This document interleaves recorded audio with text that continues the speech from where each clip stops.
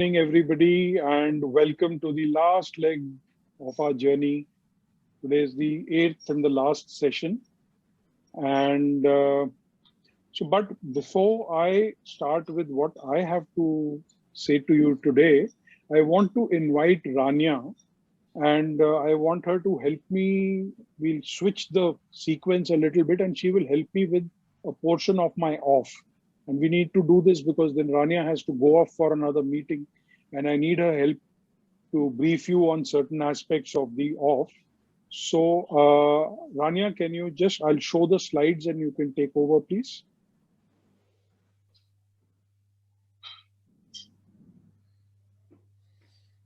Rania, you're on mute. Sorry, I turned on my video thinking that's the voice also. Okay, that's great. So you already prepared the slides. That's good. I have prepared mine. So I just wanted to take some time to share with you or to give you some more information or details on the next steps. So following the FLO course, and I know that by now you have done a lot of practices and a lot of what I would say simulations of small training. And this is going to be very helpful for you to go on the next step, which is the IFC LPI TPMA certification process. So just to clarify, this is a long name to say that this is the trainer certification that IFC and the LPI offer to their network. So because some people just worry about what is this? And this is, you know, I don't want to take time to discuss why and the benefits because we have already done this in the information session. But I just want to spend more time to give you the details about how actually to do this. So you have completed the first step, which is the Facilitating Live Online Learning course. And then the next step for you would be to create a video, which would be around 40, maybe to 60 minutes of a training session that you are delivering. Now, this could be a training session you are delivering in person, so in a face-to-face context, or it could be also a training session that you are delivering online. And you would just videotape it, just ensure that it covers all the aspects of a complete session. So it covers the introduction of the session, it covers the explanation, it covers practices and exercises, it covers feedback, it covers the off, so the closure of the session. And we did share with you, I think as part of the course material, we did share the standards or the criteria by which the assessor will be assessing your session.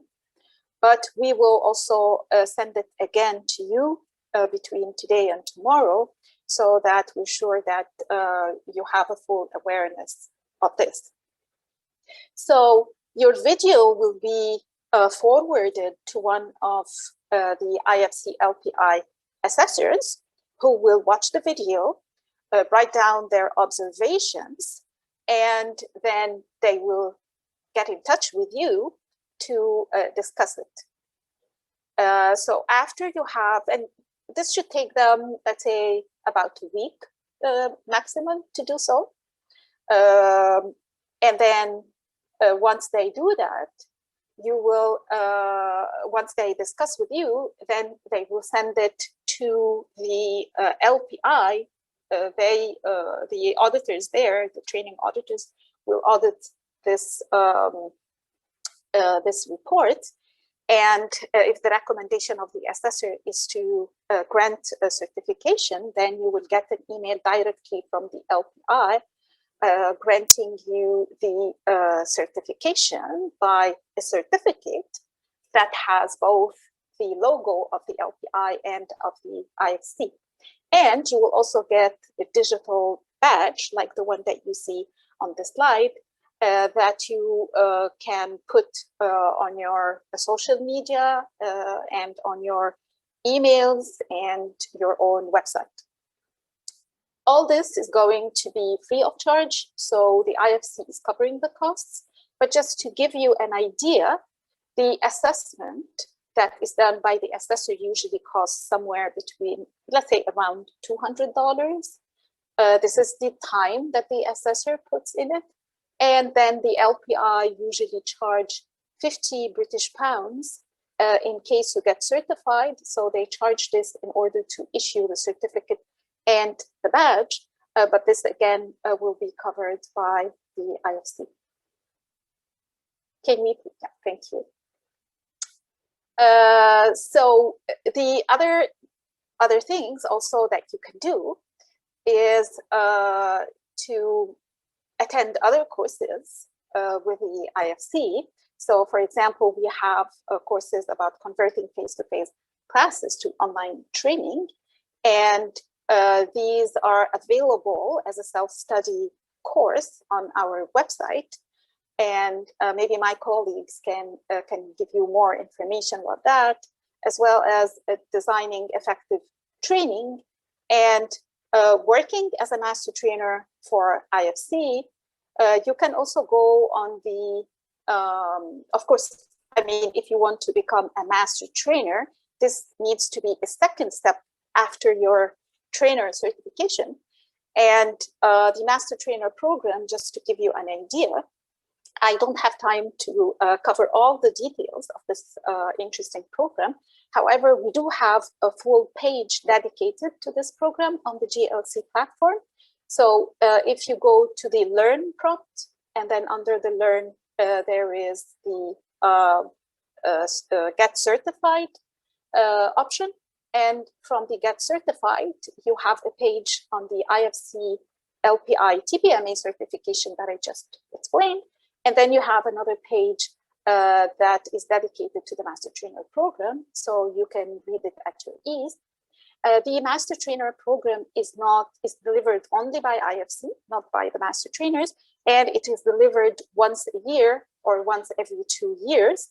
And we usually, when we plan a program, you will get notified about it and about the dates. So if you want to apply, you can do that. And of course, reminding you again, please join the network. So it's a huge opportunity really to get visibility. So you will get on our network, you will get visibility by all the international organizations, you will get visibility by corporate clients, you will get visibility by just normal people who are interested to get training. As you can see, you can draft a detail of your profile, your specializations, the languages you speak. Under your picture, you will have your badges displayed. So it's really an excellent representation for you.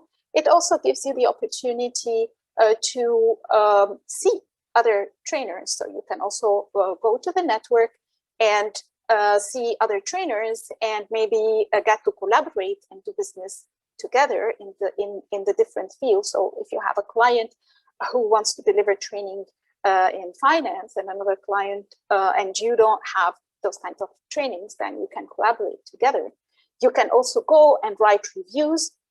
So either about other trainers or about the trainings that you have attended with IFC. So for example, now you can go ahead and write reviews about Karen and about Rohit and the experience that you had with the FLO course. So just to summarize, now for the certification, you can go ahead and please send us your video as soon as you get it done. You have until the 7th of May to do that. because we also need to get it assessed, and we need to get it audited by the LPI, and this all needs to be done and completed by mid-June. So please go ahead. You have, again, until the 7th of May to submit your videos, and we will be sending you more information and more details about the video, about the dates, and about what I just explained quickly right now. Thank you, Rohit. Is there something else that, or are there questions that I can answer while I'm here? So yeah, I had a question, Kazi here. Just quick question is, just in case there is an observation that the video needs significant improvement, is there a second or a third chance, or is one time and it's over? How does it work? Of course, there is a second chance. However, most of the improvements are usually small improvements. But if so you can do this very quickly and then submit again. But if it's something major, then maybe you can take your time and do it. But then you can do it, on your own after that. Please, the offer or the promotion that IFC is offering, which ends in May, it doesn't mean that you cannot still continue and get certified after this. At any time in your career, you can get certified by just contacting any of the master trainers and getting certified directly through them without going through the IFC. So you can always feel free to do that. Also, to let you know, the certification itself has a life span of 3 years. After this, you need to get recertified again through the same system, but this will be 3 years from now. So, Rania, yeah. Sorry. Rania, we had a couple of other questions come in on the chat. The first one is, Hong wanted to know, does the video need to be a real training or can it be like mock-up? Well, ideally, it would be a real training, but if you cannot do this, then it could be a mock-up. But as long as it covers, all the standards and the criteria and evidence that you need to demonstrate. Great, thank you. And then Shanaz wanted to know, does the recording need to be in English? At that point, yes, because we don't cover all the languages, but you can always write to me in an email what is the language that you need if you have a training in mind. So maybe we can cover it. Shanaz, if you want to do it in Urdu, I can assess it.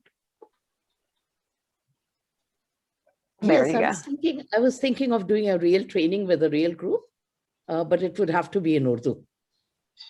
But then definitely Urdu, we do cover this language. So Okay. this is why if you're doing the training in other languages, just send the email and ask about this is the language, and I will answer you back. Stephen had a question about is the master trainer program already scheduled at this moment? No, at that point we don't have a master trainer scheduled. It will not come before next July, but you will be notified at least a month in advance. And thank you. And then there was another question from Shital saying, do we need to record it on an online format, meaning like a Zoom class, or can we record a face-to-face version? The training can, of course, both ways. As long as you have a video to share with us, either of a face-to-face or of an online Zoom or something like that, it's okay. Both ways go well. And there was, Serena confirmed that in addition to Urdu, Rohit can help with the Hindi assessments too. Any other questions? seems to be. Karen, I think, sorry, there was one more from Stephen just asking if the Master Trainer program has been confirmed yet, scheduled yet. Yeah, so no, at that point, we don't have specific dates for the Master Trainer program, but we do have one that is, planned in the near future. But again, please do your certification first, because this is the first step to participate in the Master Trainer program. Great. Okay, great. Thank you, everyone. And please, if you have any more questions, do not hesitate to send them to me by email. Great. Thank you, Rania. Thank you, Rania. Thanks, Thank you Rohit. so Thanks, much. Karen. Sorry, Karen, Rohit, I just came a little bit late, so sorry about that. I just wanted to know, so is this the 1 hour video that you're supposed to produce for certification? Yes, yes, it is. All right, and the difference between this and the one we just did, the long practice, is basically the time? Yes, it is the time. This practice is you are doing it for the training, to complete the training, but it is done on purpose also in order to prepare you for the longer one, which you will need to submit for your certification. Right, and as somebody asked, sorry if I'm repeating the same question, it can be a mock session. So, 2 or 3 modules all strung together in a 1 hour video, perhaps via Zoom or whatever, using maybe 3 or 4 mock participants. Would that be all right? Yes, yes, it could be the case. Right. Ideally, if you should make it one module instead of 2-3 modules. It should be just one complete module with gloss, feed, ease, and off. That would simplify the things. But just to clarify, though, it needs to be like at least 40 minutes. So, it's long. What we did in this course, what your homework was just one little tiny portion of a course, like one little tiny topic within a lesson, within a module. And so for the assessment, we're saying do more than one tiny little topic, do an actual chunk of your class. And this is why I'll be sending you, or Sabrina will be sending you an email with the full criteria that you need to cover in the video, because this is what the assessor will be looking at, and you need to completely demonstrate them in your video. So I will be sending this in an email with further explanations about the details that I just mentioned, about the time, about the deadlines, and so on. Thank you. Thank you, everyone. Thank you. Good luck. Bye. Thank you, Rania. Thank you so much for your time. And we can get back to any questions that you have about this later when I'm actually doing my off, but let's get started with today's session now. So if you remember, we started the very first session with showing you some pictures and asking you to pick which one that you identified with your state of mind at that point of time when we were just getting into the course. So let's do something like that again. What I'm going to do is I'm going to show you 4 pictures again. And I want you to reflect on your comfort level with online facilitation now, having gone through the learning and having practiced it. Which of these 4 pictures, which one of these 4 pictures do you identify with right now vis-a-vis your comfort level with online facilitation? So what I want you to do is I'm going to show you the 4 pictures. I want you to use the annotation tool to write your initials next to the picture that you feel reflects your comfort level or your state of mind right now. Just to avoid any confusion, please write on the left or on the bottom of the picture. So here are the pictures. And just to remind you, the annotation tool will be in a drop down next to where you're seeing the notification about seeing my screen.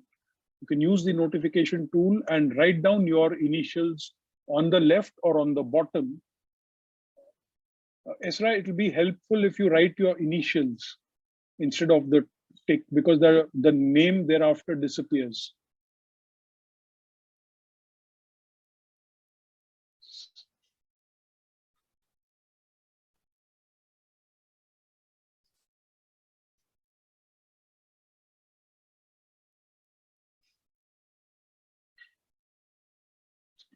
Right. So I see that a lot of you are identifying with picture 1. There are a few who are looking at picture 3. There's 1 with 4 and 1 with 2. You have a few more minutes.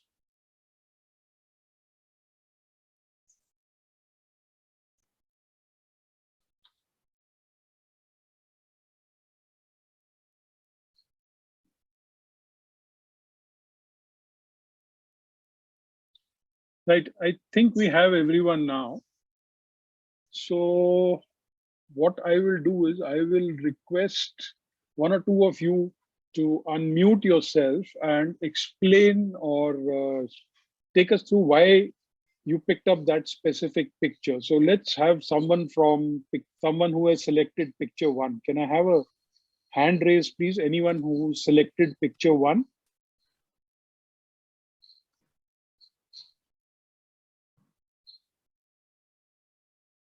Yes, Esra, please go ahead. Please unmute yourself.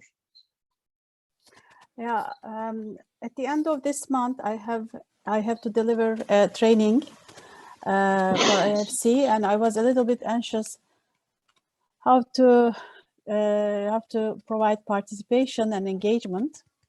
So after this whole experience, I feel myself like, hooray! I found it. Thank you so much. Right. Thanks, Esra. Good to know that. Anybody else who selected picture 1? Yeah, Shanaz. So similar to Esra, lately I've been thinking that I need to revamp my understanding of, all the training, the material, etc. And absolutely out of the blue, this came along. And we have a project with CARE International, and we are going to train 3,000 SMEs. And, 50% of the training is supposed to be online. And I had no clue whatsoever. So I'm feeling really elated right now. It really is like, something came when I really needed it. So I feel very elated. Great. Good to know, Shanaz. Thank you so much. Who is the lone person who has selected picture 2? Is that you, Shanaz? SH? No, not me. Sorry, Stephen. Right. That was me. Please go ahead, Stephen. I'm not sure if I got the picture right, but I thought it was fire. Right. And I got this song in my head. We were speaking about music last time. It's not very applicable to me, but it goes, this girl is on fire.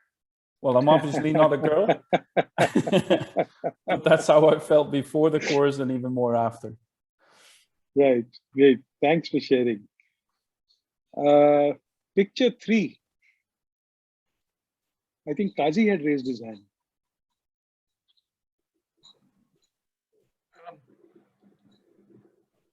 I have a 2-day training starting actually tomorrow, young bankers. It will be via Zoom.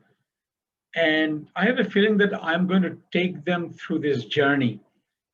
I have learned that in the last 1.5 years, they have only been on Zoom using mute, unmute, mute, unmute.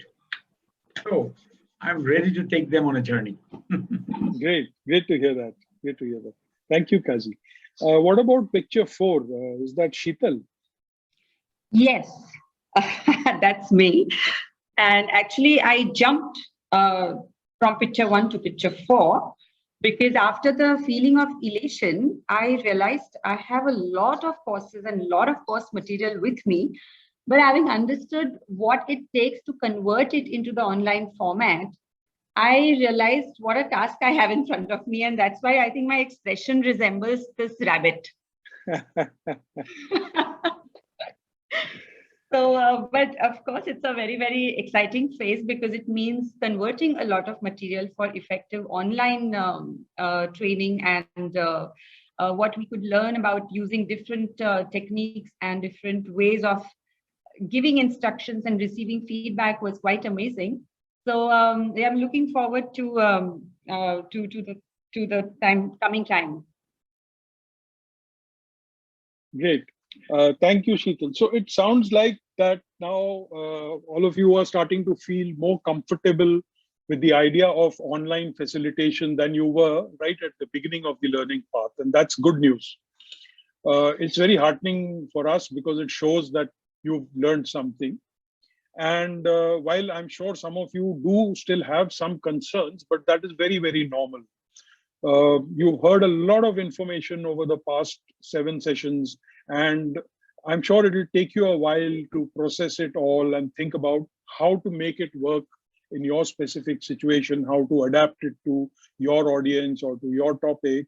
But believe me, the more you practice and the more you try and apply these methodologies, the easier it will become, and the more the better results that you will find yourselves achieving.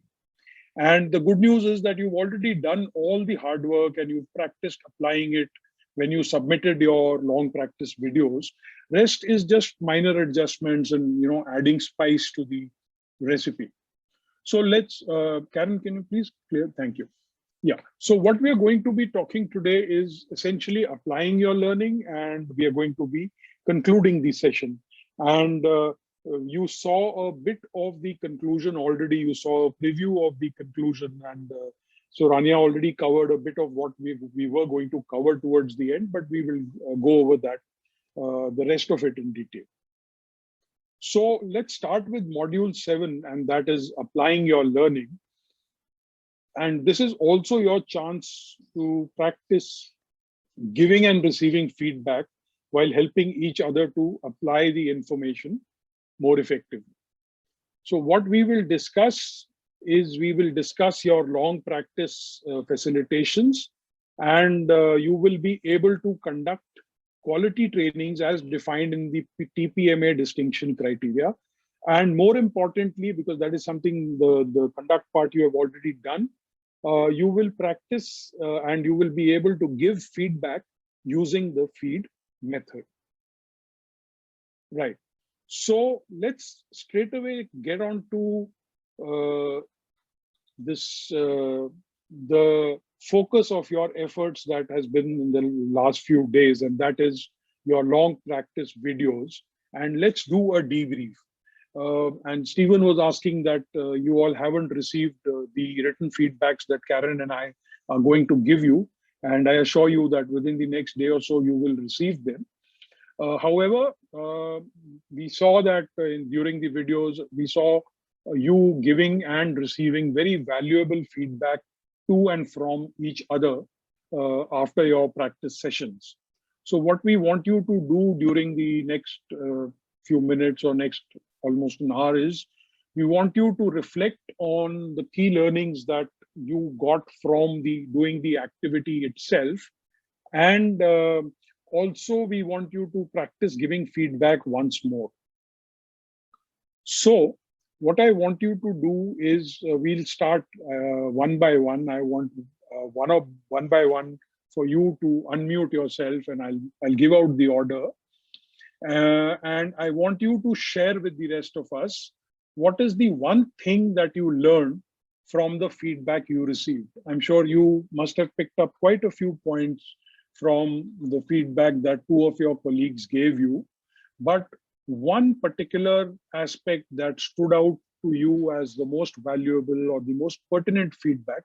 So that one learning that you had. And secondly, we want you to share the one piece of feedback that you gave to someone in your group. So what is the one feedback that you received, which you from which you learned something very valuable, and the one piece of feedback that you gave to someone in your group. And that feedback, we want you to frame it using the feed formula. Just to remind you, I liked, I noticed, it had this effect, and I suggest. So using all the 4 components of that feed formula, we want you to repeat the feedback that you gave your colleague. You may not have given it explicitly in the feed format during the time when you actually gave it, but just try and reframe it, even if you didn't do it at that time. fit it into the feed format and give it. If the instructions are clear, can I have a raise of hands if the instructions are clear, please?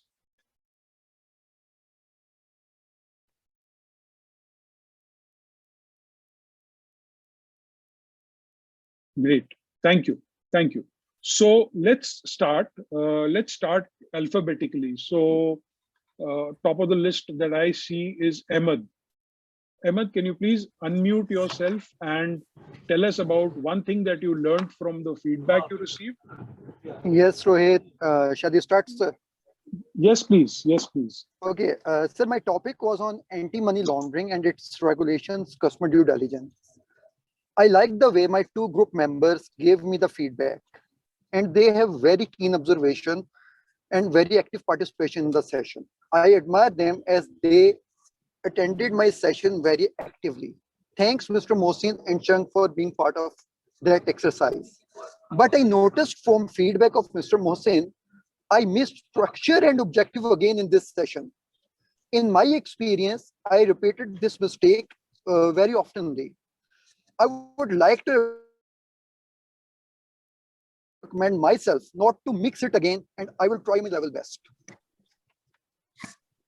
Sir, that's Great. the first feedback, sir. And one piece of feedback, yeah. Yes, sir. And the other question, one piece of feedback I give to someone, I like the way my group members present their presentation. Both presentations were great and up to the mark. One thing I noticed that not they, but we all are not so much familiar with Zoom tool. During presentation, we all stuck at some point. In my experience, if trainer is not familiar with the tool on which he is working causes bad impact on participants. I would like to recommend that we must use these tools frequently and get mastery of these tools, just our trainers like Karen and Rohit. One last thing I would like to add, that while giving these 15 minutes video, I came to know that Karen and Rohit did a wonderful and flawless job. Hats off to you, sir. Thank you. Thank you so much, Ahmed. Thank you. I think that was very well put. Both parts of your reflections were framed in feed. Although I just want to highlight that the first part need not necessarily be framed in feed. So I really like the way you framed both your reflections in the feed format. I also like the way you acknowledged your group members and you thanked them, and you brought out that you learned valuable lessons from them. I noticed that in the first part of the feed, which you gave about receiving your feedback, you transitioned using but when you went on to explain what you noticed. The effect that this has is that when you say a lot of good things, and when you then transition using a but, it has the effect of kind of negating the good things that you're saying, that it gives an impression that you're just saying it by the way, and now you're coming to the actual observation, which is what you noticed. So yes, Rohit, it's a slip of tongue, sorry. It's a slip no of problem. tongue. No problem, no problem. Thank you. So I suggest that that is why these words or these phrases that we have given, these are like training wheels while you are learning how to give feedback using the feed formula. You should use this I liked, and you can transition by using I noticed instead of using words like but, however, although, which somehow are they negate the positive portion of the feedback. Thank you, Ahmed. Karen, would you like to add something? Well, Rohit took most of what I was going to say.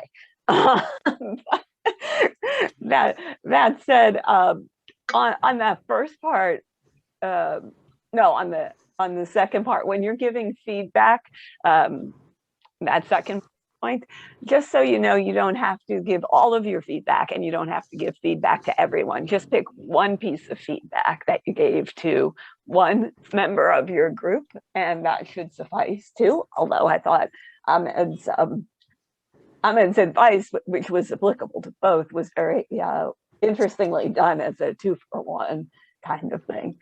I would also add, just in terms of the whole but situation, it's a hard habit to break.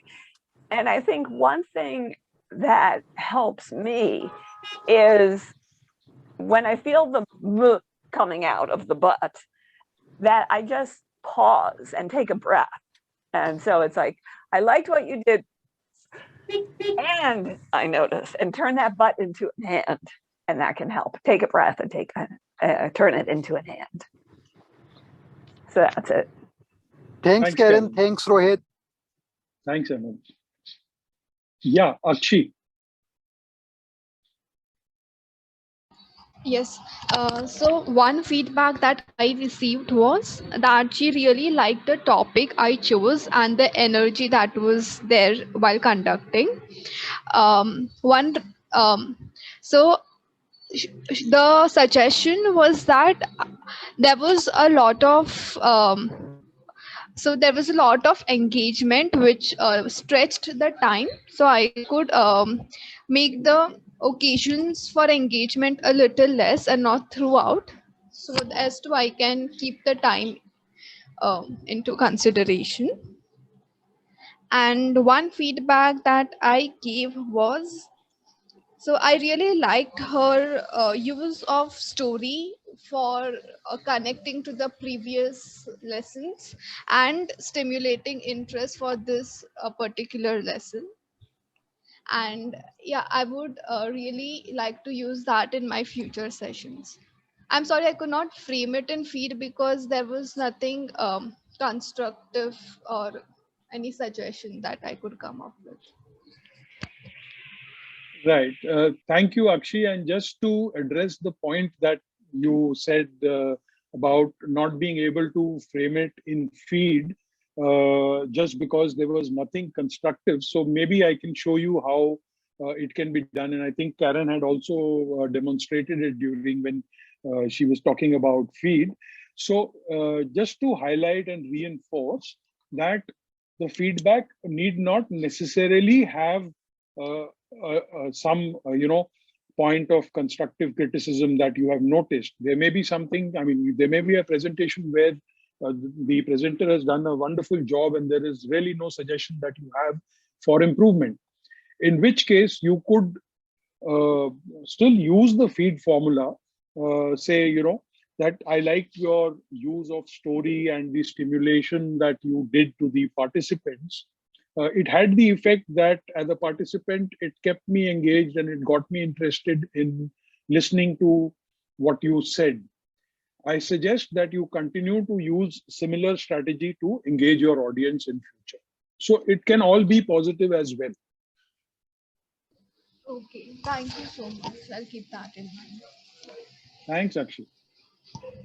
Chung?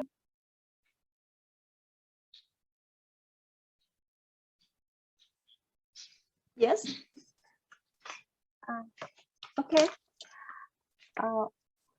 One thing I learned from the feedback I received from my team is that when I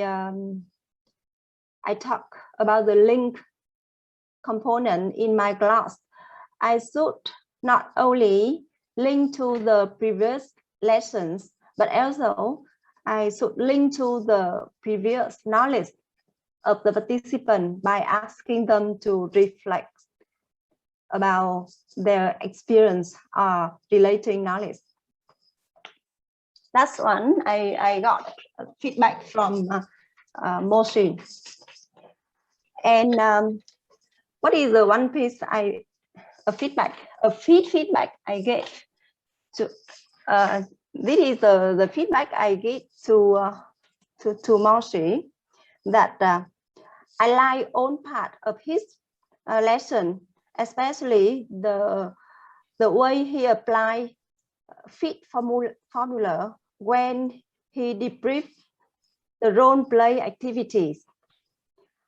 I noticed his forgetting, not knowing that the learner don't see his screen when he presenting his lesson, and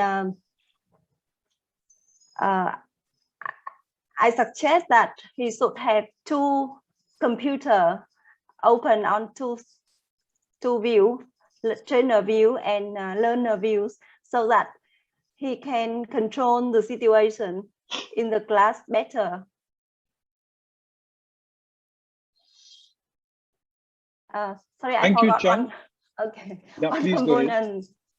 Yeah, that because he didn't know that, didn't realize that the learner did not see his screen, so we missed some small part of his slide, and that is an important part. So it makes us difficult to understand.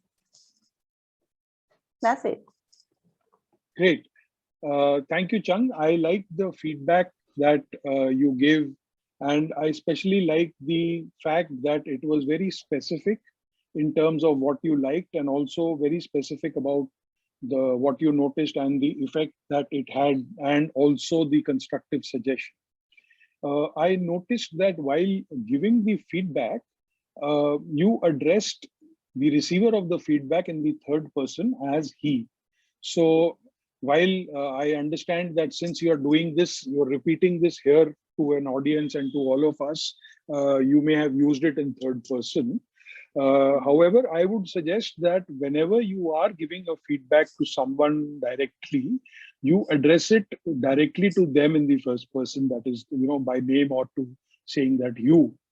I noticed that you did this and I like that you did this, so that it is more personal and direct to the participant. Thank you so much. Karen, would you like to add anything? No, not on this. You keep taking everything I'm going to say. Thanks, Karen.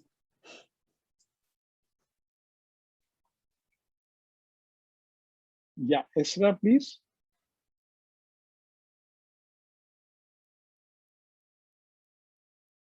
Hi again. I had two very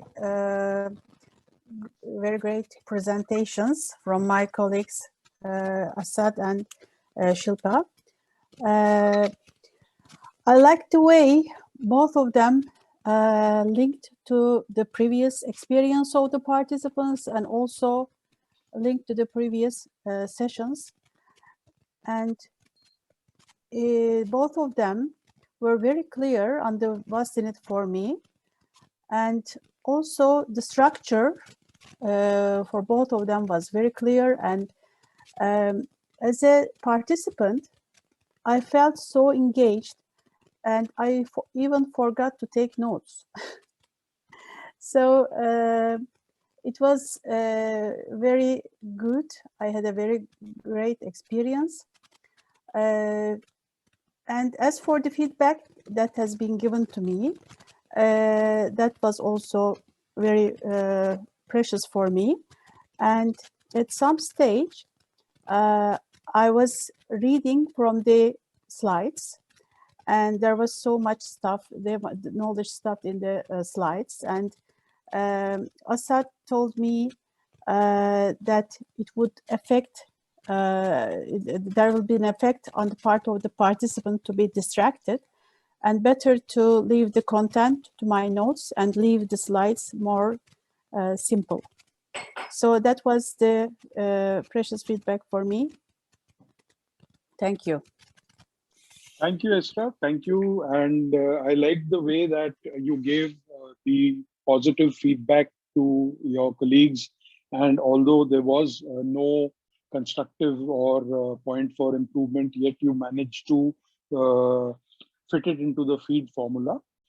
I noticed that you missed out the D of the feed while giving the feedback.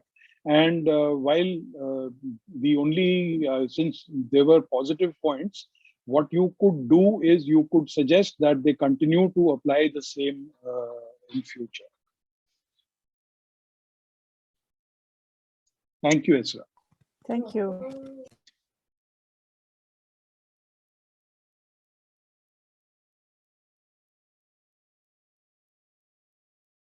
Fiona?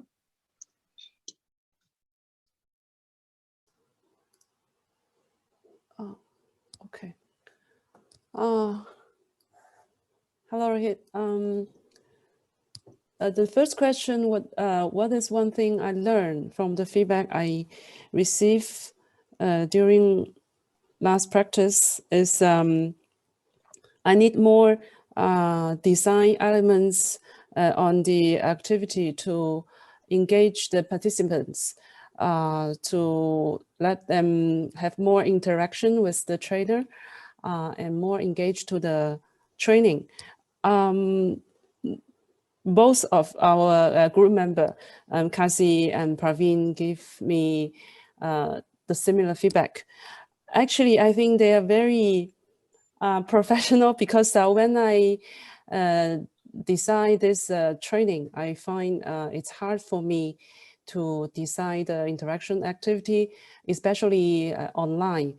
And also I can hardly use the whiteboard annotation tools. So I need to practice more on this part. So really thank Praveen and Kasi's feedback on that. And I will pick one piece of feedback I have given to Kasi.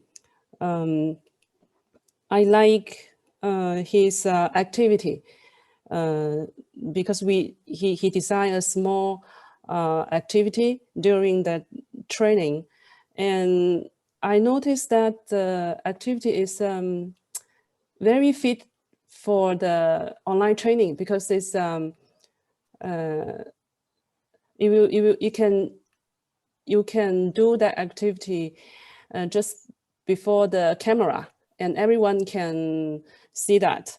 And after the activity, I understand the what does it mean? What will that training will deliver the message to us, and help me a lot to understand the topic. The only suggest I feedback to Kasi is because it's a very mini training session, the objective should be very focused. If we position that as a part of the long training session, let the participant to understand the whole session's picture and have a clear expectation on the mini session. So that's one example I give feedback to Kasi. Because the time comes straight, I will not repeat the feedback to Praveen. So that's mine. Great. Thank you, Fiona. I really like the way you used all the 4 elements of feed in reframing the feedback that you had given to Kasi. I noticed that the specific item that you pointed out under, I noticed, which was you praised his use for the activity, which was different from what you gave in the diagnose or in the suggestion, which was to keep his focus based on a longer session. The effect that this had was that it was like you had compressed 2 different feedbacks into one feed format. So what I suggest is that if you're going through the feed loop and if you're giving a suggestion, the suggestion should relate to what you have noticed in the evidence part of the feed, so that it becomes a complete package. Okay, thank you, Rohit. Thank you, Fiona. Rohit, did we miss you? Yeah, Karen, sorry. Yeah, I just wanted to add a note on Fiona's comment that she felt like she didn't quite have enough ideas about from the design perspective. And I just wanted to point out to everybody that on the Grow, Learn, Connect network that I tried to put the link there, but it didn't take, but that's the URL in any case. There are also some self-study courses that go into a lot of what we covered here, but go into a little bit more detail, and that can give you some other ideas. One that you might want to look at is called From Live in the Classroom to Live Online. And it gives you some ideas about activities you can do and how to design. It's not a full design course, but it's just, you know, it's meant to help you, and it's something you can come back to and take at any point. Thank you, Karen. Thanks, Karen. And Asad, did we miss you out in the when we were doing the A's? Can we have Asad, please? Yeah, I was using the wrong name, I think, for the company instead of my own name. Shall I go ahead now? Yes, please. Okay, so I was in this very nice group with Esra and Shilpa. We did not have the opportunity to get feedback from Shilpa because she was occupied with the training workshop. So during the feedback session, the mutual feedback session between Esra and myself, one of the feedback I received, which I believe is very important, is that I need to be mindful of the time. So for example, in the long practice session, we were supposed to do 15 minutes. But, you know, in the flow of things, as you're talking and you get, you know, interaction and you're enjoying this, there is a tendency to overrun. So that's something that I need to be fairly mindful about. And so I've taken that to heart. In terms of the feedback I provided to Esra, we were doing an activity in her presentation, which was about, you know, SME managers and the kinds of information they need to have. I really liked the activity because what she was doing was that she got me so involved in the activity. It was not just a, you know, 30-second superficial one. It was quite an elaborate activity where I got involved to the point where I wanted to know how many marks have I got for all the answers I've given correct. So I was learning, and at the same time, I was also feeling that I was sort of winning in the activity. So that's something that had a really nice effect on me. It was feeling satisfied and feeling that I was making progress on the topic. So what I would like to recommend is that she continues with that kind of activity. My suggestion would be to incorporate more of those into her learning, into her training. Thank you, Asad. I like the way that you have used all the 4 elements of feed in giving feedback to Esra. I noticed that you had all the 4 elements, and you the feedback was very, very specific, and you covered the positive feedback without, although there was no negative or there was no constructive point, you still covered all the 4 aspects of feed very well. I suggest that you continue to do that whenever you apply the feed formula, whether it is purely for a positive feedback or if there is a constructive element as well. Thank you. All right. Thank you very much. Rohit, I just wanted to add one thing. Yes, please. So I like that Asad had pointed out that he had run a little bit over time, and that seems to be something that I've noticed with a lot of the presentations, is that there were quite a few that ran over. And I know this is really difficult to do, because it's such a short time and it's a little bit constrained in a way that wouldn't be constrained in an actual class. I saw that with everybody. One thing I would suggest is, as you prepare your presentations in the future, and this is for everybody, really practice, get on the software you're going to use, practice saying the whole thing out loud, and time yourself and check the time. And then afterwards, that'll help you to figure out where you're over. And then you can ask yourself, do I need to cut back on kind of the commentary I'm making? Or do I need to cut back on how I'm doing the activity? Or do I need to take out an activity? My suggestion is try not to default to taking out the activity. Usually it's the commentary that you can say a little bit more concisely, and that will give you a crisper presentation, and it will keep your audience engaged. Thanks, Karen. Thanks. That was very insightful. Who's next? Wong.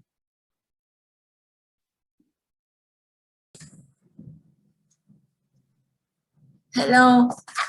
I'm in the group with Nicola and Ganesh, but Ganesh is busy, so only Nicola and I has the practice. And I received 2 comments from Nicola, but I just say one. One thing is that when I did the class, Nicola can get everything, but not the structure. So that's one thing I did, but he didn't receive, and he made me think about how to improve next time so that the learners will not miss the structure in my class. Thank you, Nicola. And I have one feedback for Nicola. I like it very much that Nicola, you can manage your time very well. You make it within only 15 minutes to teach me how to cook pasta. And you remember to do every step of class, ease, and off. You don't miss any of the steps. That's fantastic. I noticed that the content is a bit too much for me within 50 minutes, and it has the effect that I don't really have time to reflect on the content. So I just go with you, and I don't really have time to reflect and understand deeply. Therefore, I suggest that within the short time, you may consider to shorten the content. For example, you can choose to teach just one of the 3 parts, either to choose the ingredient or to cook the pasta or to serve the pasta, and not everything, because it's too much for me to digest. Yeah, that's it. Thank you.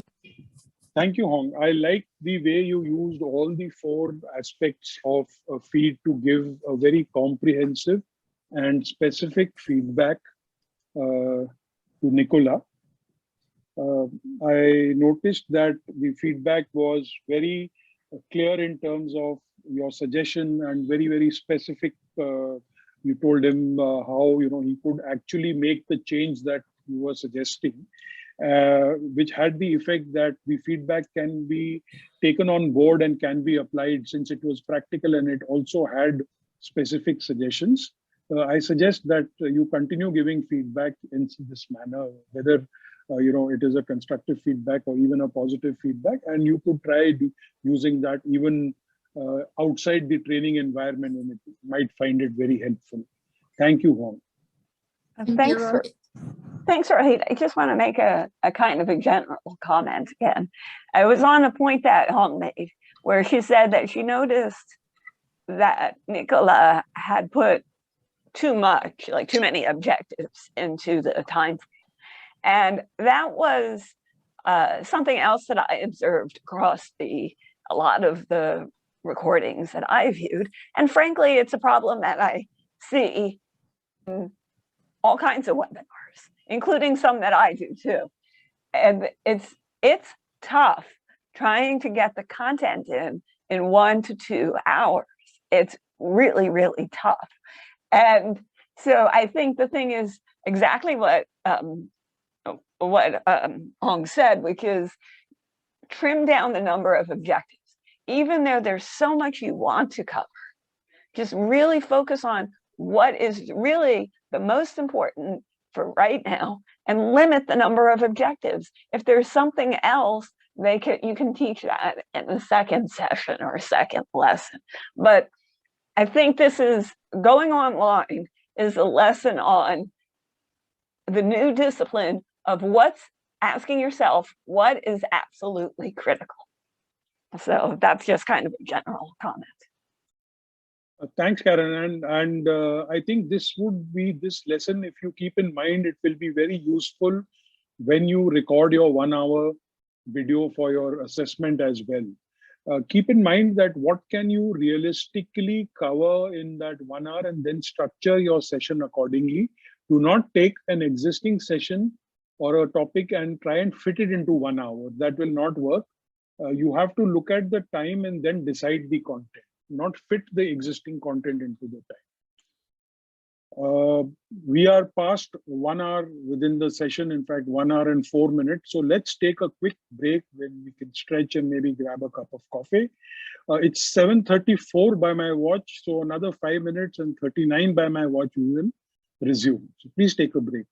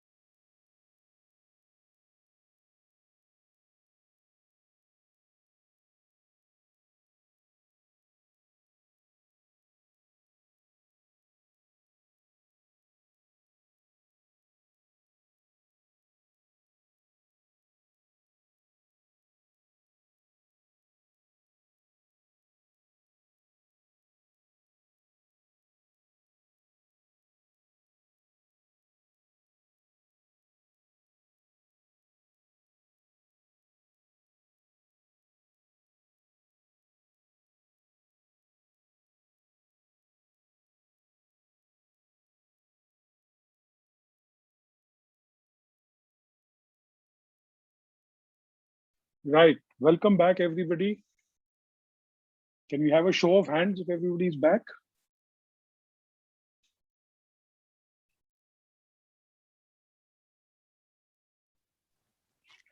Yes, Rohit.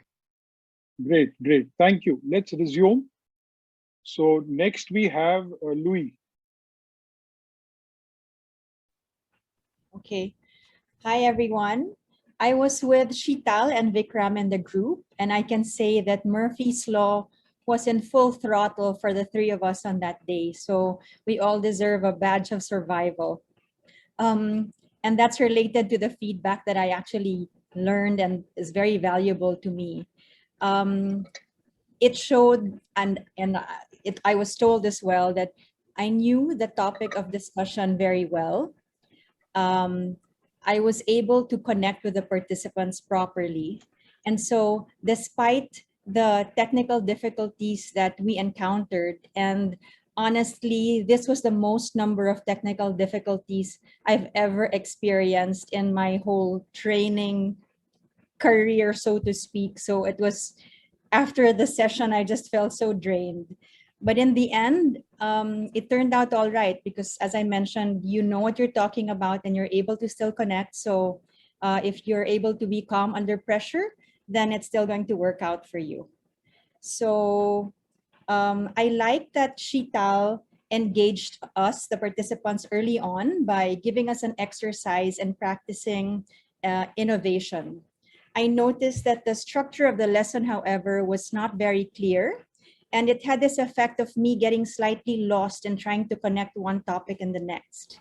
I suggest that a clearer structure be discussed early on for a better flow of the presentation. Thank you. Thank you, Louis. I like the way you used all the 4 components of feed in your feedback to Sheetal. I also like that the feedback in terms of what you liked and also what you noticed and the advice on what to do were very, very specific, and you included the effect also. I noticed that in your transition, you used however. So although you started by the transition by saying that I noticed the structure was, but somewhere in between you used the word however, which again has the same effect as using but or you know. So I would suggest that you avoid using however or but altogether in your feedback, especially when you're transitioning from the I like to the I noticed part. Okay. Thank you. Rohit, I just wanted to make a comment here. I'm kind of providing the generalized supplemental comments here, it seems. Right. But I think there's I forget the but. I think there is a really good lesson to be learned here from Louis' experience with the technology. And that is that, you know, we all want to be perfect. And especially I can tell by the people on this call and your abilities that you are all very experienced trainers. And you're all really good at what you do and take a lot of pride. And that's wonderful. And I applaud you all for that. I think we also need to be a little bit mindful of our own expectations for ourselves, especially in this year of transitioning online. What I've noticed in the webinars I've attended and the webinars I've facilitated is that right now, our audience really is quite forgiving of a lot, because everybody understands that everybody is adjusting to this whole new normal.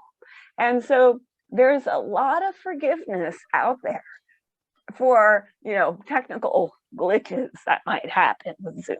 That doesn't mean it excuses a poorly constructed presentation or a lack of lack of interaction or lack of knowledge of the content. But what it does mean is feel free to cut yourself a little bit of a break if you have a technological minor glitch, and don't beat yourself up about it. Recognize that everybody understands that you're human and that you're adjusting to. And I think if you keep that in the back of your head, don't use it as an excuse, but also it can help to lower your nervousness and your stress. So I just want to point that out, that I think people right now are a lot more forgiving of mistakes online than they are of mistakes in the classroom. So that gives you a little bit of freedom. Thanks, Karen. And I think, yes, that's a very relevant and a useful point to keep in mind. We all face technical glitches at this point of time, but the idea is to continue and reach the goal or reach the end point despite those glitches, and people are forgiving. Thank you.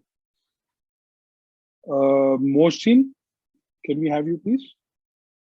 Yes, Rohit, thank you so much. The feedback I received, I liked my two participants, Chung and Ahmed. They were very keen observers. I really liked their observation. And I noticed they pointed out my lack of prowess using technology, which had an impact that, I faced certain glitches, and it had an impact that, they got disengaged. And thanks to Chung, she said, I'm unable to see you. I'm only seeing the slide, but rather she was unable to see the slides as well. She was just looking at me. So for 3-4 minutes, it just went like that one. And then I had to adjust myself. So she suggested that, I should use 2 monitors, and Ahmed suggested I must practice. So I took up Ahmed's suggestion. And in Toastmaster, we said, for a trainer or for a presenter, if you cheat in preparation, it will show up in your presentation. So the touch word for any trainer is preparation, preparation, preparation. So I reflected upon on my feedback myself. I think I overstretched, and I emphasized what part more, which was just simply knowledge. I tried to engage them, and I could have saved the overrun time, which was about 4 minutes, by limiting my what part, which was just simply telling them what to do. I tried to engage them. I asked them a couple of questions just to keep them engaged. So I think I could have limited that one, and I would have put more, I rightly put the emphasis on the how part. So I have reflected, and then today I found out my buddy. I'm going to practice with him, and he's going to be my co-facilitator. So I'm going to practice on the technology using Zoom more and more. And it was a wonderful experience. I really liked. Now, the feedback I gave, I really found them very engaging, very participative. They were very keen. And I noticed, they were especially Ahmed, he started off very well, enthusiastically. I liked his enthusiasm. And I noticed both of them mixed up objectives and structure. Now, what happens is that when you are not giving any objective, so audience get lost because they do not know where you're going, basically. So they didn't know that unconsciously they were just thinking structure is objective. Now, this poses another problem. It has an effect, if you do not tell the objectives, it has an effect, you cannot relate the off with the objective because people get lost. And this is what happens with me as well. So my suggestion was that, they need to delineate objectives and structure so that, people exactly know and you can engage them more. This is what my feedback was. Thank you. Thank you, Mohsin, for that very insightful, both what you received and the feedback that you gave. I really like the specific observation that you had, and also the effect that you outlined and the suggestion that you gave to them. I noticed that in the the F part of feed, what you liked, you stated it in a bit of a general manner. That is that you found them engaging and participating. The effect that it would have is that as someone receiving feedback, I might feel that you are just giving a general feel good kind of an observation to sugarcoat the actual part, which is the rest of the feedback.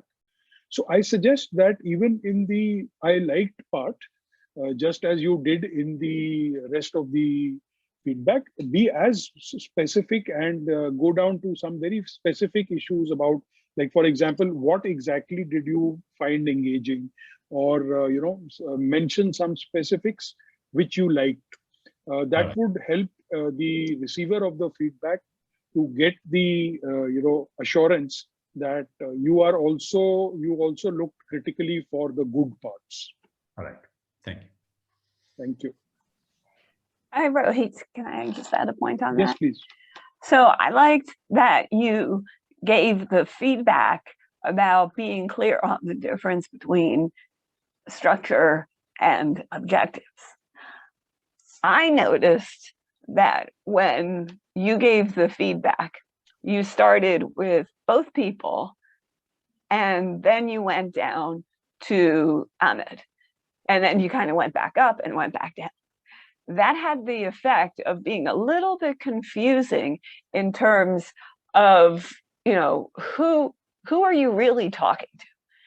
And I've heard it said that when you are going to give feedback, give it to the person that it really affects. Don't, just like if you're in a group meeting and somebody didn't do their deadline on time, to say, remember everybody, you need to do, you need to hit your deadlines. If it's to a particular person, give the feedback to the particular person. You don't necessarily, here we're doing it as a group, but even as a group, I would say just be clear on who you're talking to. That would be my suggestion. Thank you so much. Thank you, Karen. Nicola. Hi. So on the feedback I received, I was in group with Wang, and yeah, what she said, I put too much content in my presentation. And I think the mistake I made was thinking that the listener had my same level of knowledge and could understand in the same way I understand a topic I already know. So next time, I think I will try to put myself in other people's shoes and try to think that listeners might not have the knowledge I have on the topic and might take for them more time to understand what I'm explaining. And regarding feedback I gave to Wang, I think she gave an amazing presentation. She used in examples and activities in a really good way. And also the topic was really relevant to this course because she talked about like pre-classes activities. And she made also relevant examples. She kept me engaged. So I really liked the presentation. I noticed that while doing the off, and I might be wrong, she only referenced to when she didn't reference the topic of the next class. Wang only said, let's now move on to the topic of the next class. And this might create a sense of confusing and not give continuity to the all classes. So I would recommend next time to mention the topic of the next class to give a better understanding to the listener and connect all the topics of the courses. So she did an amazing, Hoang did an amazing job doing the gloss. She did an amazing job doing the presentation. But next time also giving a better off would give a sense of continuity to the whole presentation. Thank you. Thank you, Nicola. I really like the way you used all the 4 elements of feed to give a very, very specific and constructive feedback to your colleague. I think it would be very useful if you continue to do it in the same manner. To your point about not realizing that the different knowledge level difference between you and your participants, I think that's a very, very pertinent point, and that's a very common mistake that trainers make. By definition or logically, when you're training others, there is a certain amount of knowledge differential that is there, and it is assumed that you know more than them. That is why you are in a position where you are telling them or teaching them something. But it is very important to come down to or step into their shoes and then try and see what you're going to tell them from their perspective and adjust your lesson accordingly. So I think that's a very valuable lesson. Thank you for pointing that out. Thank you. And just to add to that, I really liked your suggestion about linking to the next topic. One of the things I noticed in some of the recordings that I reviewed was that there was an issue with that, where you had some people who either didn't do it or just said, okay, and next we're going to talk about, topic X. When you're I always think of training and like leading people through training, like telling a story. And when you tell a story, it's not a series of facts. It's linking what just happened to what is about to happen, linking what is in the past to what's about to come. And so as you're transitioning from one topic to another, you might want to consider not only next we're going to talk about this, but also trying to work into your transition how what we just discussed is going to help you in the next thing. So for instance, and I'm just picking on it because it's the first one that came into my head, with Ahmed's money laundering presentation. So one way he could transition to the next topic is to say, now that you've learned about the process of money laundering, let's now look at how you can use that process to avoid having that happen, as opposed to just saying, now let's just talk about anti-money laundering techniques, right? So link the two together so that it feels like a continuous story. Thank you. Thanks, Karen. Praveen? Hi, Rohit. So this one is for you actually to start with. I really liked the way, Karen, you and of course with Sarina's support, you delivered this entire training bit. So thank you so much for that. I think it was very engaging and we learned a lot. I also liked that today you started alphabetically, and I noticed that P comes later in the order, and it had the effect that I had a lot of time to keep improving what I have going to say now. So let me say that. And with that, I'll start my personal feedback as to what I got. So my feedback was from the team members, which were Fiona and Kazi, and very clearly two areas of improvement came out. One was about the structure, and it matches with the first smaller 5-minute video that I had done, where you all also had given a feedback on making it more clear. And it was a similar feedback on structure that I have to use. And I think, it was Kazi who mentioned it, that I should be using action words, which make it more clear for the participants to understand what I'm actually going to achieve after the session. So the use of action words is something that I take with me and I use it more. The second thing was about clarity of the subject matter in terms of explaining it, and also in terms of, as we go along the ease route, as to how I should, explain to the participants. And this is very interesting because the way I delivered the training, at the end of it, Kazi had the feeling that he will never ever forget in his life the new area of marketing that I spoke about. But on the other hand, Fiona was like, she was not very clear even after the entire session as to what I was speaking about and what it actually meant, although she got some part of it. So I think carrying on to Nicola's and your feedback just before me that you were speaking about the differential in knowledge of the trainer and the participant, I think it's also within the participants that there could be two spectrums, two ends of the spectrum of the participants, and one has to be really careful as a trainer as to use such terms and phrases and make the content in a way that anyone and everyone in the class who may be up to speed or may not be up to speed gathers and understands what I'm saying. So these are two important feedback that I have received and I'll take back with me. And talking about the feedback that I gave, so between Fiona and Kazi, I will exactly read out the way I had sort of given it to Kazi, although maybe some words will be different. So Kazi, I liked the way you have used all the elements of gloss in your training session. You clearly brought out all the elements of gloss. I noticed that feed was not used during the entire session, even while you were giving feedback to participants on any of the questions that we answered.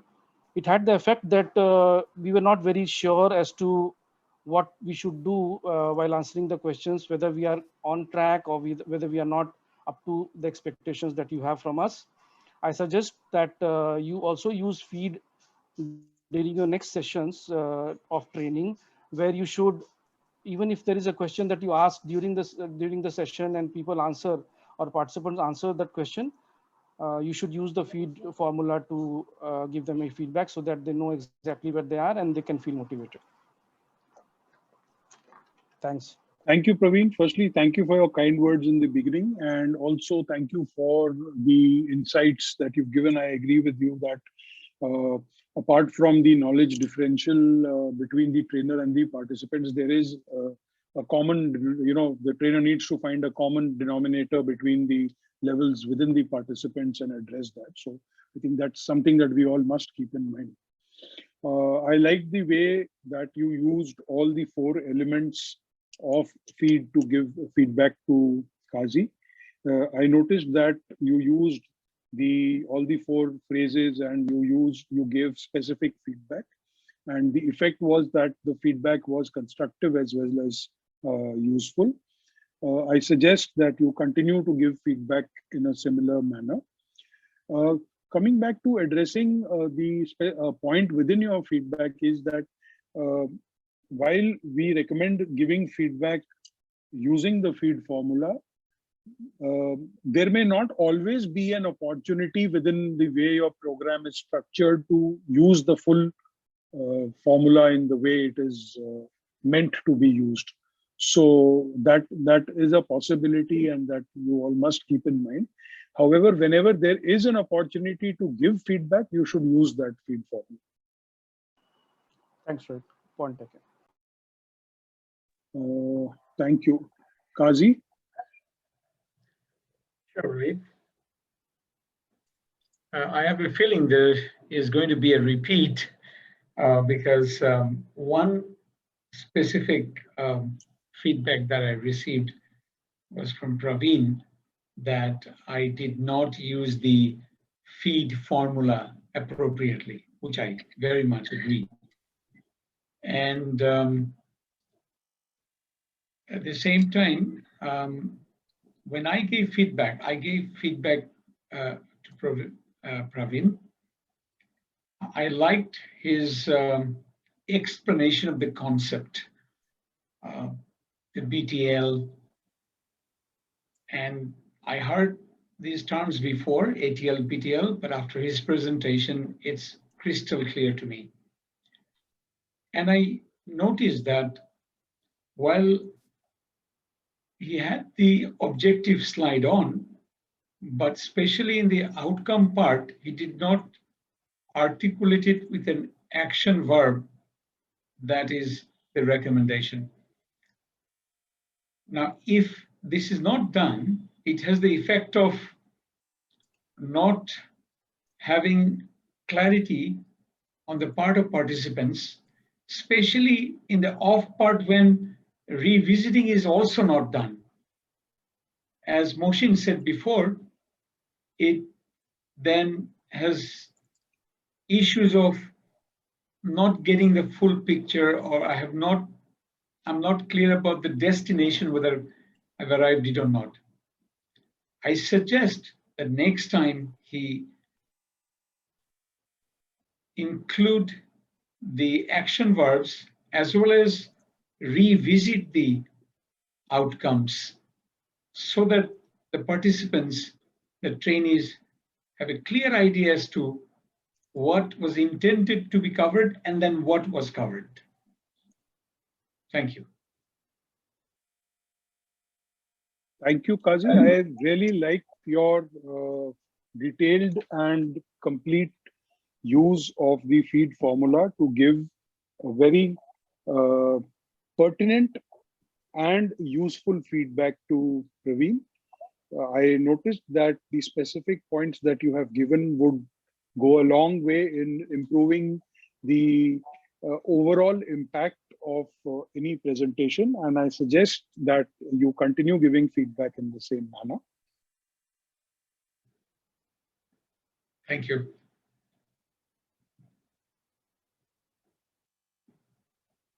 Shanaz. Hi. So I had two wonderful colleagues, Stephen and Akshi. And the feedback that I gave to Stephen, probably not as structured as it'll be now, but I love the topic. Since as a businesswoman, cash flow is at the heart of business survival, I was hooked with the opening statement. I also liked the way a rather complicated topic was humanized with two interesting case studies that set off the context.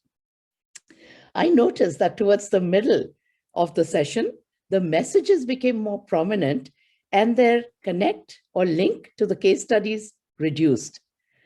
This had the effect that I struggled to keep up. I struggled to keep up with the messages and was unable to remain anchored to the case scenarios, which was making it easy for me to absorb the content. In future, I suggest that all messages are linked to the case scenarios, making it easier for everyone to follow. So this is feedback I gave to Stephen. Both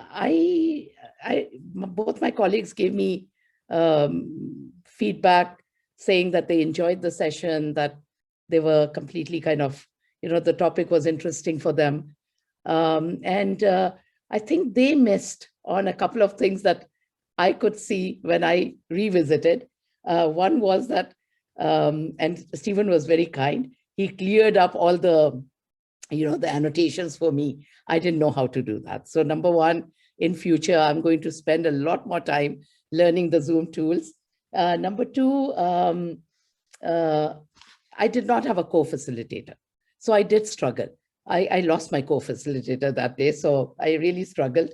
And number three is that, the screen was very dark. So I looked very dark. And I think that was a problem. I rectified that. I got some lights today. So yeah, so that's it. Thanks, Shanaz. Thanks. I think that was really very insightful of you to, or very self-reflective of you to have picked up all these points, and it just goes to show your experience and maturity as a trainer. In terms of the feedback that you gave, I think I really liked the framing as well as the specific content of the feedback, and I liked the way that it was constructive, useful, as well as encouraging. So I would suggest that you continue giving feedback in the same manner. Thank you. Thank you. I just wanted to add with regard to practicing on the Zoom. Yeah, it is so necessary. And also, if you end up going like a month or two or more in between sessions on Zoom or any of these other softwares, definitely re-examine everything you want to do, because these softwares are changing constantly.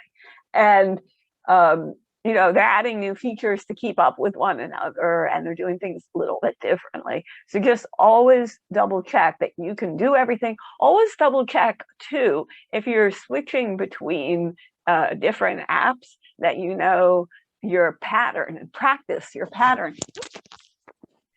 Sorry. May I ask a question? Because sorry, my ear plug just fell out of my ear. Oh, sorry.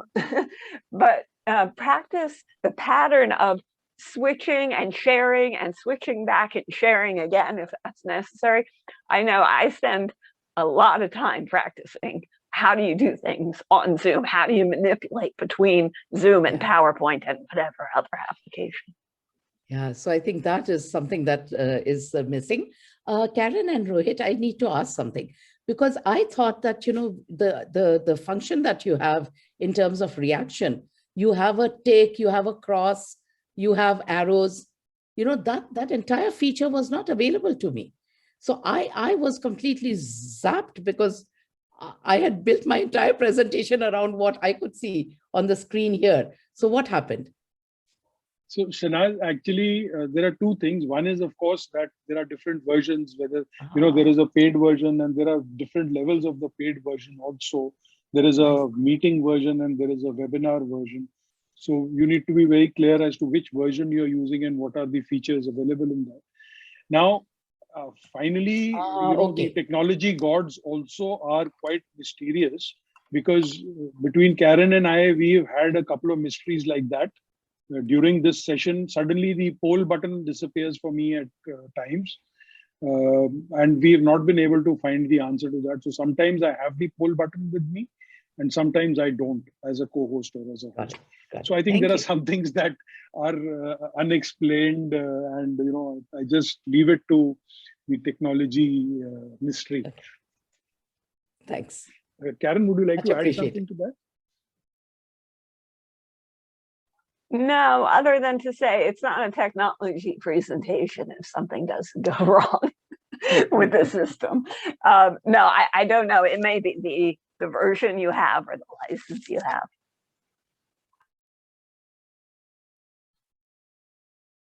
Right. Shilpa. Thanks, Rohit. My group members were Esra and Asad, and it was wonderful to be with them. Unfortunately, as Asad and Esra both said, I couldn't be there in their recording or in their session since I was in a training for the last 4 days. But the feedback that I received, so overall, they liked the session. There were two major feedbacks. One was I didn't ask questions at the end of the session, which I'll always remember.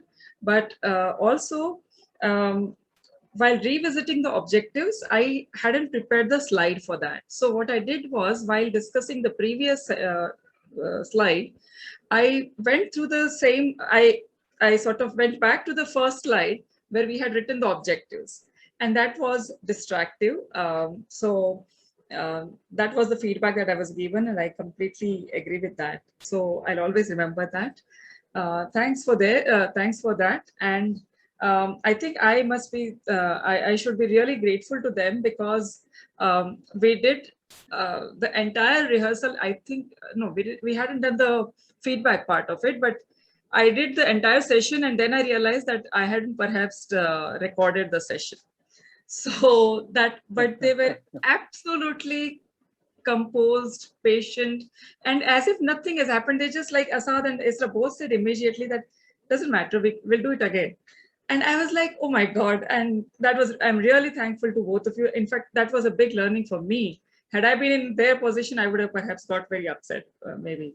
So thanks for that. And I haven't been able to, I've glanced through Asad's session, but I haven't got a chance to see properly, or Esra's at all. So I wouldn't be in the position to give them a feedback. Very sorry for that. Right. Thank you, Shilpa. Thank you so much for that.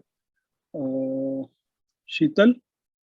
Actually, sorry, one comment I do want to make here with regard to recording.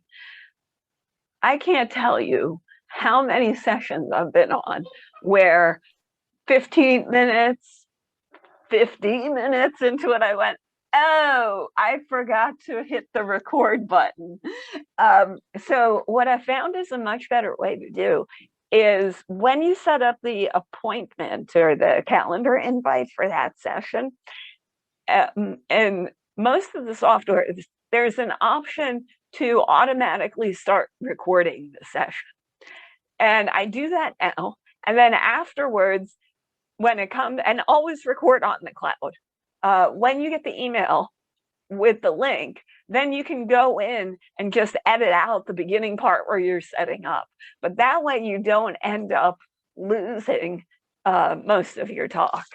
So that's my most recent tip that I've learned. Thanks, Karen. Very honestly, I had done that.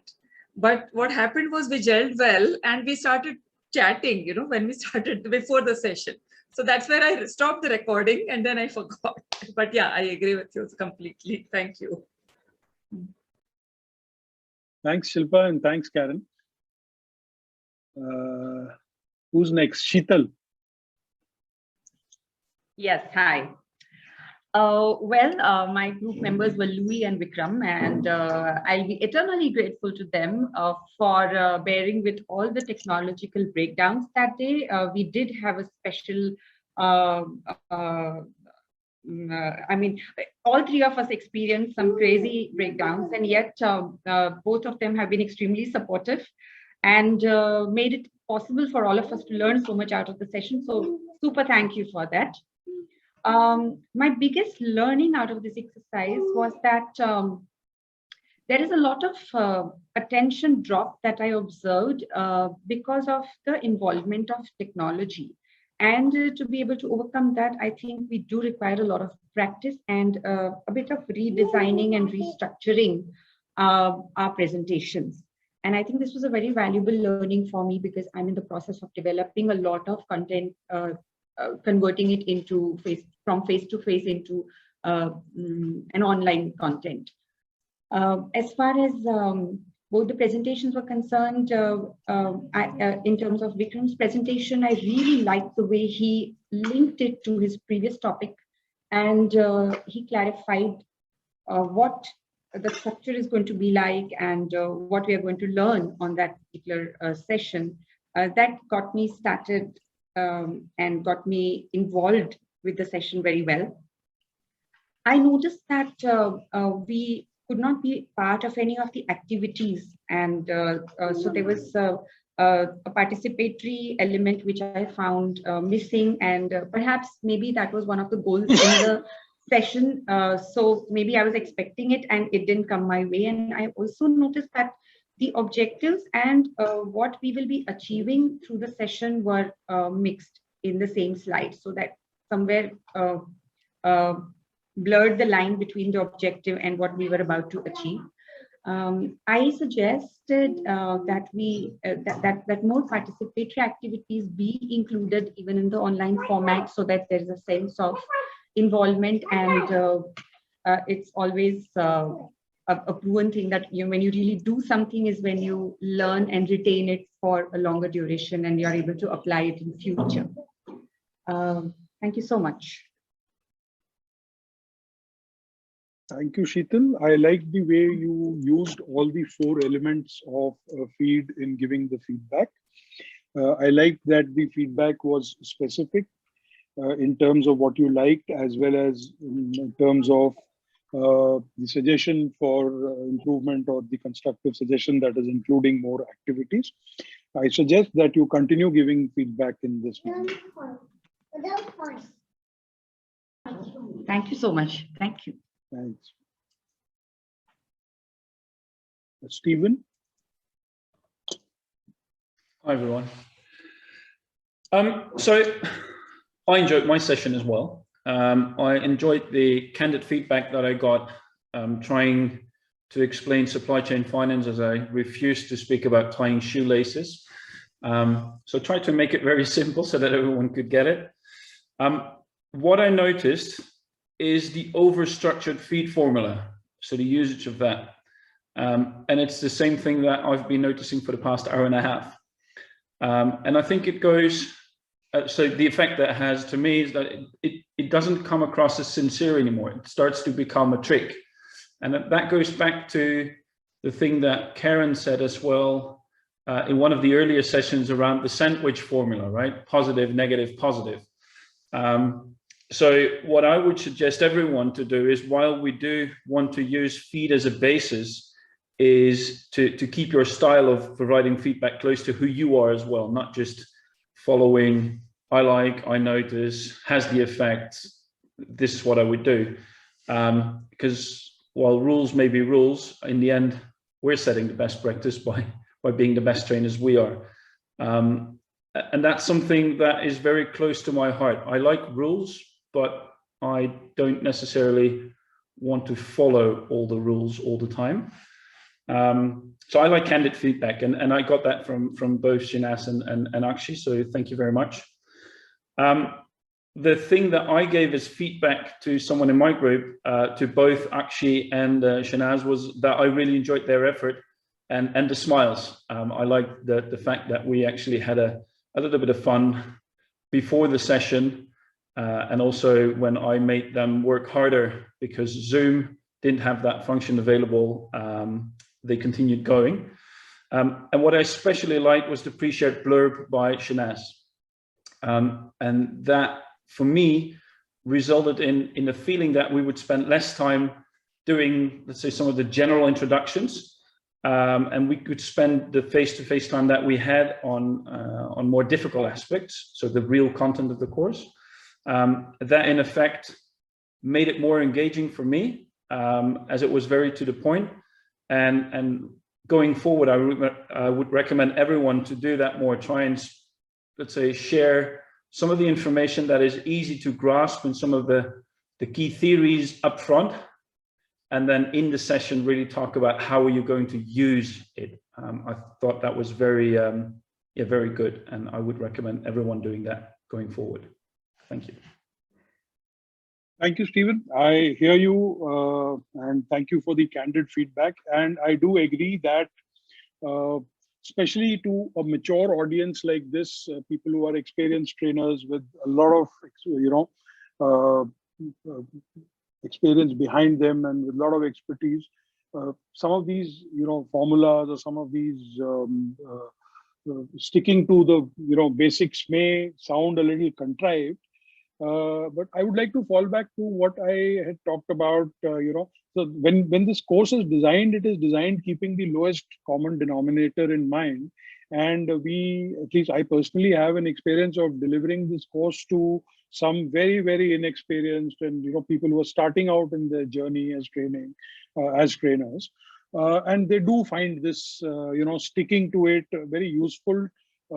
As training wheels, till the time it becomes an unconscious competence for them. So therefore, while I agree that to an experienced trainer, it would appear tedious and monotonous, but it does have its use. Yeah, and I would just add on that. I agree with you, Stephen, that, not every comment that somebody makes needs to have a whole feedback on it. I think it's especially important to do that when you're teaching somebody a skill. But even when you're teaching somebody a skill, the real key thing here is that your feedback have those elements, that you do give them something positive, that you do give them something concrete and specific, and talk about why this is important, and then give them some suggestions on how to do it. I noticed part of it. That's really just, as Rohit said the other day, training wheels. As you get more experience, remember to do those 4 elements. You start switching up the words a little bit. You start, kind of shortcutting a little. So it doesn't have to be quite as blocked as we've been doing it here. Thank you, Karen. And we are a little short on time. I'm sorry. I think we've had a very engaging and an interesting discussion here, an enlightening discussion. So we have overstepped the time of what we had allotted for this, but let's conclude with Vikram. Thanks, Rohit. I'll be quick. I think the biggest message I took away was that I need to get a backup from my internet, and this is kind of the umpteenth time it's failed me. So my 2 team members are very, very thoughtful and allowed me to kind of do it again, and then they gave their feedback separately, so thanks a lot. The other thing I took away was that, as Sheetal said, there was a bit of a confusion between the structure and the objective and what the outcome actually turned out to be. So I think that clarity certainly needs to be improved. In terms of feedback that I gave, I thought the energy, I'm just making a composite now, the energy, the clarity, I think the examples, the interactions were fantastic. And everyone, I think, handled the tech glitches superbly. They just took it in their stride with a smile and went ahead. I noticed that links to the previous sessions were missing in one case, while recognizing that there may not always be a need to do so. And I think that was accepted. And I just suggest that they continue to display their interest, genuine interest and passion for their subjects, which really helps to hold participants' attention. Yeah, thank you. Thank you, Vikram, for that succinct insight. And like I mentioned, I've overstepped the time a little bit, so I'll be brief and quick with the rest of what I have to say. Just that I think it was wonderful to experience the kind of insights that you all have received, and also to see the kind of detailed feedback that you all have given to each other. And that is one of the key features of this program of peer learning and learning from each other, which is much more valuable, or at least as much valuable as what Karen and I also have to tell you as trainers. So I'm glad that that peer learning effect has happened. Bottom line that I'm sure all of you must have realized preparing and delivering your presentations is that the more you prepare, the better you fare, right? And there is no shortcut to preparing, practicing, going over, and to deliver an excellent result of maybe 2 hours of training, you may have to put in 4 to 6 hours of preparatory time. So that is something that I would like to emphasize. Preparation is everything, right? Now, with that, I come to the end of this particular module on revisiting your learning.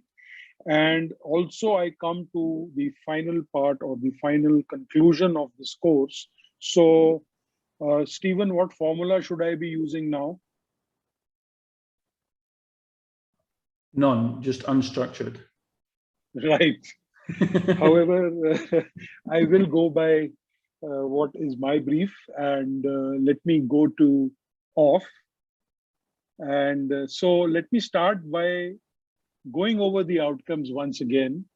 And I will just go over the outcomes one by one. And I want, by a show of hands, for you to tell me whether you are able to, or you're confident to be able to do this to some degree by now. So are you able to conduct engaging, interactive, and informative training sessions? Raise your hands if you agree.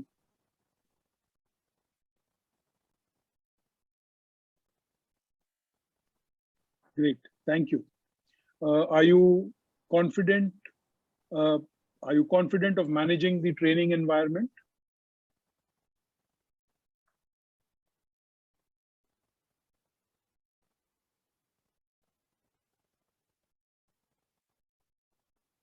Right, I see majority of you have raised your hands.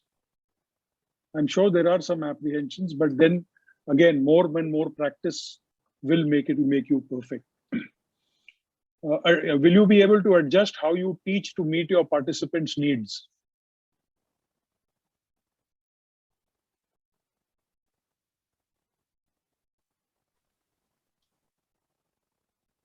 Thank you. And will you be able to facilitate discussions in a way that enhances learning experience?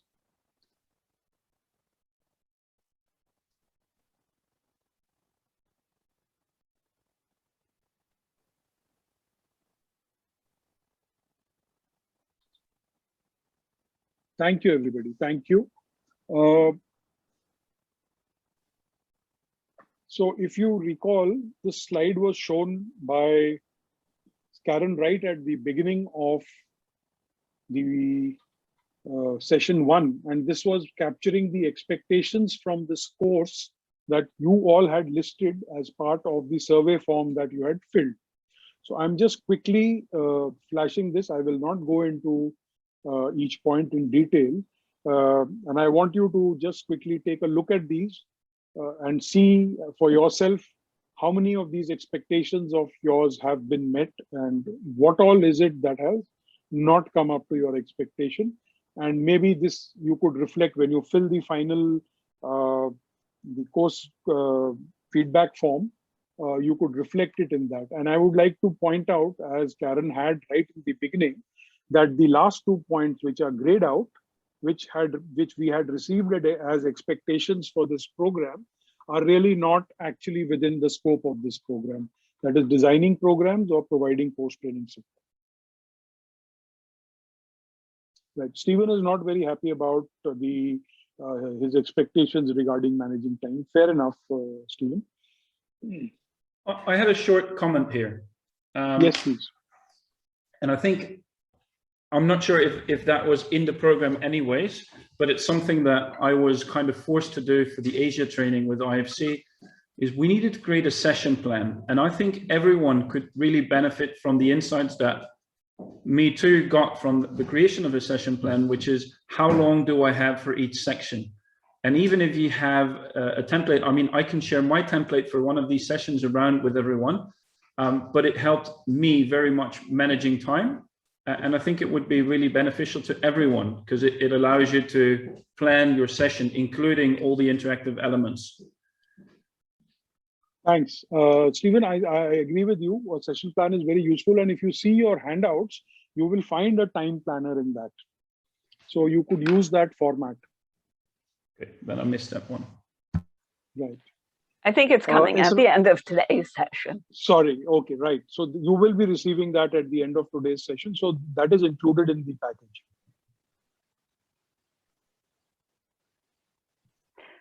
Ezra, you have 2 questions. Can I take your questions to right at the end? Because I am actually now beyond the allotted time. Right. So fortunately, for the future part of this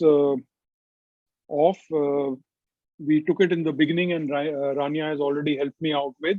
I'll quickly summarize that you need to submit a 1 hour, 40-minute to 1 hour video for your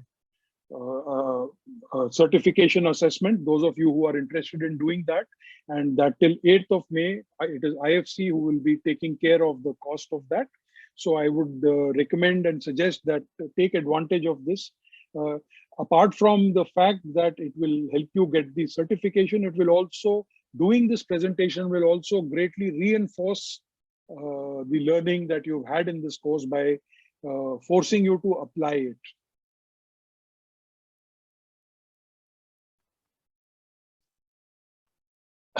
Right. Now, what remains for me to do is that let's create a memory of this session by taking a group photograph. Normally, we would do that physically in any group in a training program that we would do. But what we will do here is I'll request all of you to switch on your cameras so that I can take a screenshot, and I can, or you can also in fact take your own screenshots as well.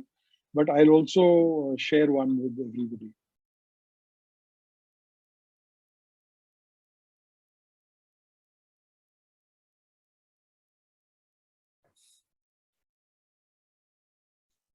Are we all coming in the screen? Yes, I think we're just fitting in 1, 2, 3, 4, 5, 6, 7, 8, 9. Yeah, great.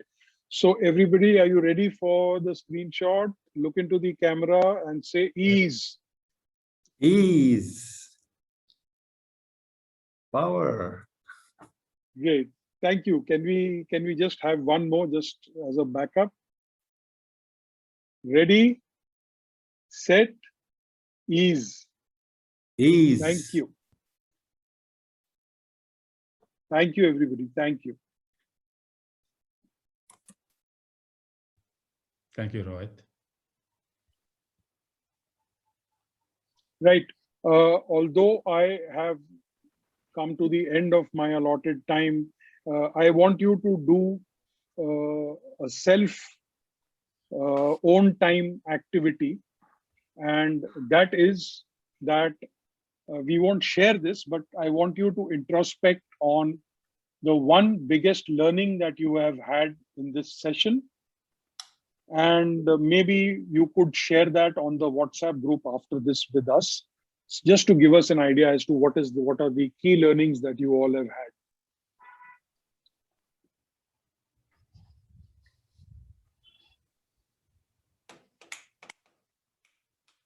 So in the end, I would like to thank you all for being such an enlightened and engaged audience and participants. I think this was a very, very evolved and advanced group that Karen and I had the opportunity to present to facilitate. And at least personally, I have learned quite a lot from my interactions with all of you. And I'm sure and I hope that notwithstanding the the level at which this is pitched, I'm sure all of you are going away with some valuable lessons. Karen has just put 2 links in the chat.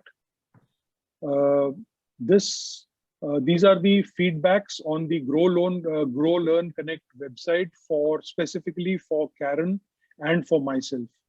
We'll request you all to, once you register on the site, to go to these links and give a candid feedback about how you found Karen and myself to be as trainers.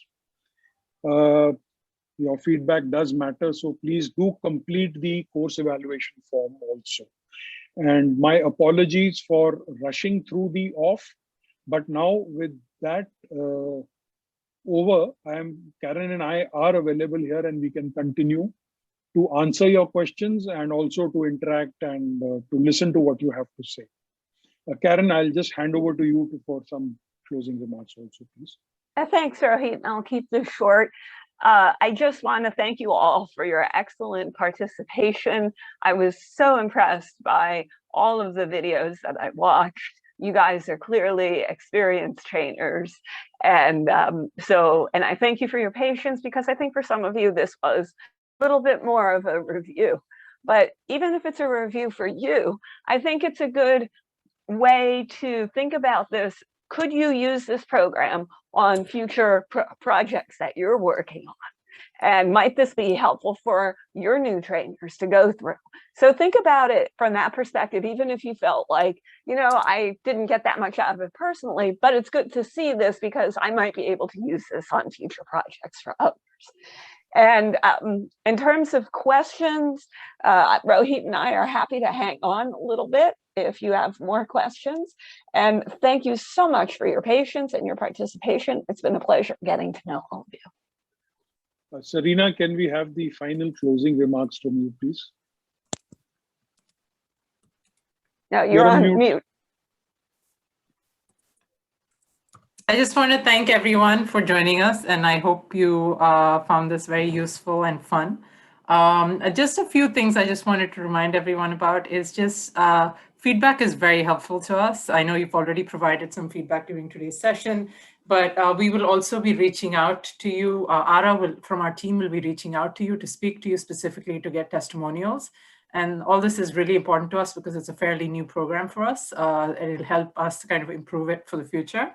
I want to also again stress, I know both Rania and Rohit brought this up, but it's important to get certified. So do submit those certification videos. And finally, I'll send an email along with the handouts today with a link with your names. So please verify that those names are correct because those will be printed on the certificates. And that's really it. So thank you very much. I really look forward to hopefully keep in touch and working with you in the future.